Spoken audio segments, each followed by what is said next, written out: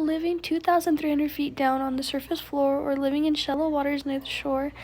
The sea slug, also known as the nudibranch, is found everywhere and all over the world. From the tropics to the Arctic, they are very good at adapting to the climates and environments they are placed in. Sea slugs belong to the class Gastropoda. Being a part of the class Gastropoda means that they are closely related to snails and slugs outside of water. Sea slugs are often referred to underwater snails, but without the shell. There are more than a dozen types of sea slugs. Some of the cooler looking ones are the blue cluckus, which is right here I'm showing, and the leaf slug. All the sea slugs have beautiful, vibrant colors, which, like most animals that are bright, the sea slugs are poisonous. The poison they emit is known as Letrunculin A, and it makes them taste horrible and can possibly kill smaller animals that tend to eat them. Lastly, the sea slug's reproduction system. According to the University of Germany, sea slugs pierce the skin of another slug with their syringe-like penis, then ejaculate, but all sea slugs are hermaphrodite, so they do have both sex organs.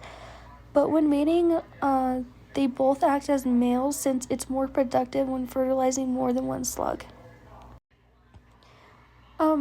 When sea slugs do have offspring, they are referred to as sea bunnies, and they look like these white, small, furry slugs, kind of like the furry caterpillars. To conclude, the sea slugs are a pretty animal to look at, especially when they're bright and neon, vibrant colors.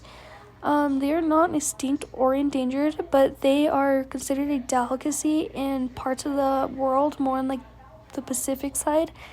And the way they cook them, they just dry them out, and they like to eat their skin. And